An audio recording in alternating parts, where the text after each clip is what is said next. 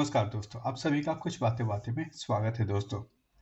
दोस्तों, क्या ब्रिटेन का फ्यूचर जो है वो इस्लाम है या फिर उसको दूसरे सवाल में अगर पूछा जाए तो क्या रेडिकल इस्लाम से बच पाएगा ब्रिटेन? ये दोनों सवाल जो है ना एक ही सवाल है। ठीक है, खाली इनका पूछने का ढंग अलग है। और ये मैं क्यों पूछ रहा हूँ दोस्तों? ये मैं इसलिए पूछ रहा हूँ कि आपने अगर देखा होगा पिछले 2-3 दिनों में या फिर पिछले 1 महीने के अंदर, 1 सवा 1 महीने के अंदर, तो आपने देखा होगा कि इतनी बड़ी-बड़ी वहाँ पे रैलियाँ निकाली गई हैं, रेडिकल इस्लामिस्ट के द्वारा, या फिर जितनी बड़ी-बड़ी रैलियाँ निकाली गई हैं, जितने बड़े-बड़े प्रोटेस्ट निकाले गए हैं, तो ये कहना गलत हुआ कि रेडिकल इस्लामिस्ट है। इनफैक्ट अगर इतनी बड़ी-बड़ी रैलियाँ निकल रही हैं, तो ये कहना पड़ेगा कि जो ब्रिटेन के सिटीज़ हैं, उसमें रेडिकल इस्लामिस्ट जो हैं, वो काफ़ी अच्छी पैठ बना चुके हैं दोस्तों। देखिए, ब्रिटिश यूनिवर्सिटीज़ में ये काफ़ी समय से कहा जा रहा है कि रेडिकल इस्लाम की जो पकड़ है, बहुत ही अच्छे तरीके से हो गई है। और उसका उदाहरण जो है, लोगों ने या फिर ब्रिटिश लोगों ने भी अभी रिसेंटली इज़राइल पे हमास के आतंकवादियों ने जो हमला किया, उसके बाद सबने देख लिया है। उसके बाद साथ-साथ में आपने बातें भी सुनी होंगी ग्रूमिंग गैंग्स के बारे में, जिसमें कि 14 साल, 15 साल की अ, बच्चियों को उनको काइंड ऑफ लाइक फँसाया जाता था, उनके वीडियो बनाए जाते थे और उनका उसके बाद उनका यूज़ किया जाता था। और ये अधिकतर जो इसमें जो पाए जाते थे, वो आपके पाकिस्तानी मुस्लिम पाए जाते थे। तो ये कुछ चीज़ें हैं।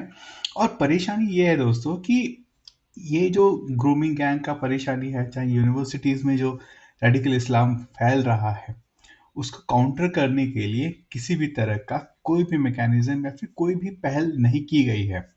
चलिए आज का एक उदाहरण ले लेते हैं।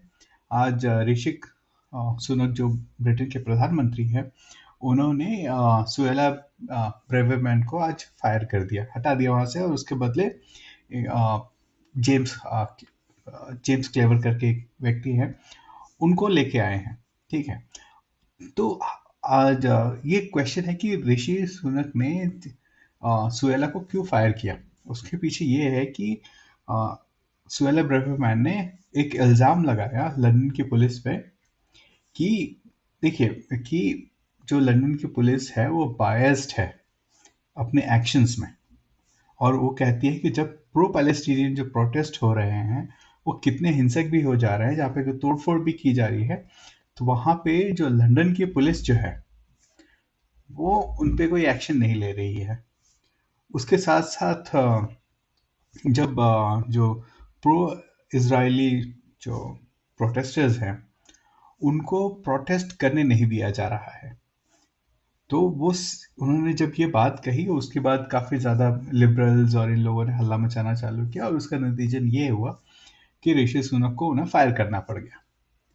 तो तो ये आप देख सकते हैं कि, और इसके पीछे दोस्तों कारण क्या है कि क्यों ऋषि सुनक को ऐसा कदम उठाना पड़ गया?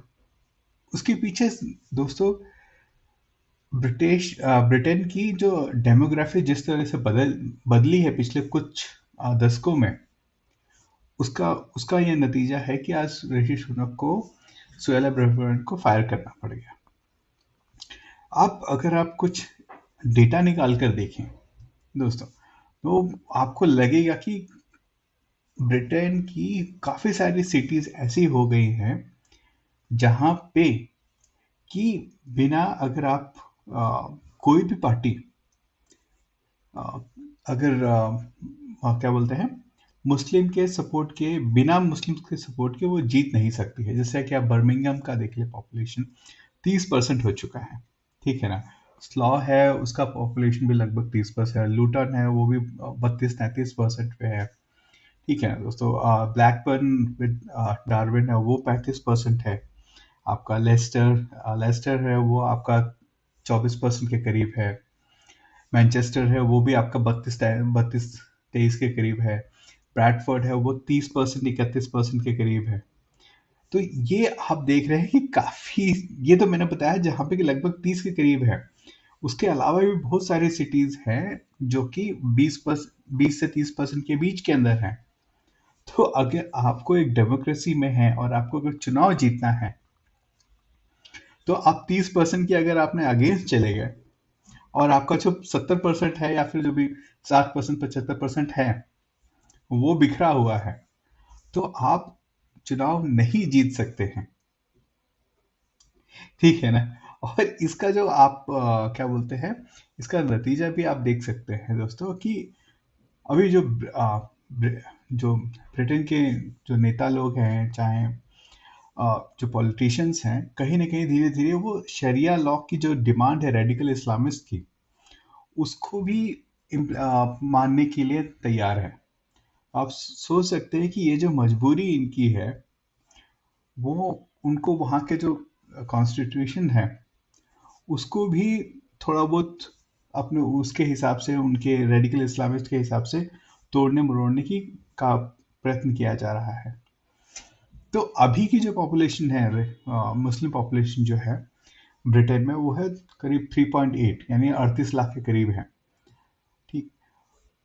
आ, और ये 2050 तक ये जो पॉपुलेशन है करीब लगभग 13 मिलियन के करीब चली जाएगी। तो यानी कि आप ये सोच सकते हैं कि ये पॉपुलेशन कितनी बड़ी पॉपुलेशन बनने जा रही है।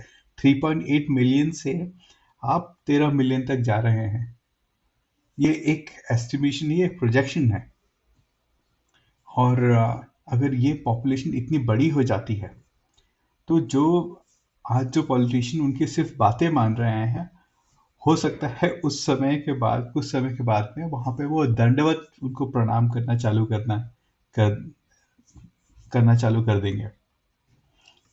तो अभी जो ब्रिटिश लोग हैं, ब्रिटिश पॉलिटिशियंस हैं या फिर जो पॉलिसी मेकर्स हैं, अगर उन लोगों ने इस पे अभी ध्यान नहीं दिया और जिस तरह से इमिग्रेशन को उन लोगों ने सपोर्ट किया है, ठीक है, तो ये परेशानी और बढ़ेगी। और हो सकता है फ्यूचर में, ये कहना गलत नहीं होगा कि एक ब्रिटेन जो है एक इस्लामिक रिपब्लिक बन जाएगा।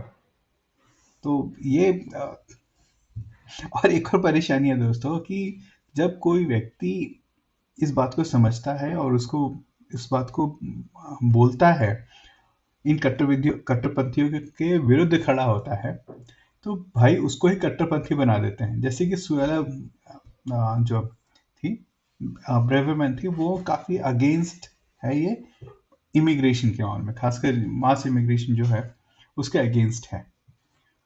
लेकिन आज उनको उसी जगह से हटा दिया गया है। तो ये एक परेशानी है ब्रिटिश, या फिर ये मैं बोलूँगा कि ये सारी की सारी डेमोक्रेसीज की ये परेशानी बन चुकी है।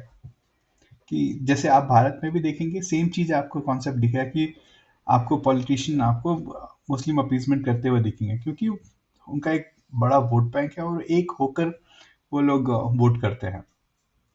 तो यहीं पे डेमोक्रेसीज का एक बड़ा फॉल्ट लाइन है। और इस फॉल्ट लाइन को ब्रिटेन कैसे हैंडल करेगा, या फिर भारत जैसा देश भी उसको कैसे हैंडल करेगा, ये देखने की ज़रूरत है। और मुझे लगता है आई थिंक 1-2 डिकेड्स में चीज़ें काफ़ी साफ होनी चालू हो जाएंगी। और मैं तो कहूँगा कि देखते हैं कैसा अच्छा है। और इस्लामाइजेशन की रफ्तार अगर रुक जाए तो ब्रिटेन के लिए काफ़ी अच्छा रहेगा। और साथ साथ में भारत में भी जिस तरह से रेडिकल इस्लामिस्ट हावी हो रहे हैं धीरे धीरे, तो ये दोनों ही जगह के लिए अच्छा रहेगा दोस्तों। अभी के लिए बस इतना ही, फिर मिलते हैं। बहुत बहुत धन्यवाद दोस्तों।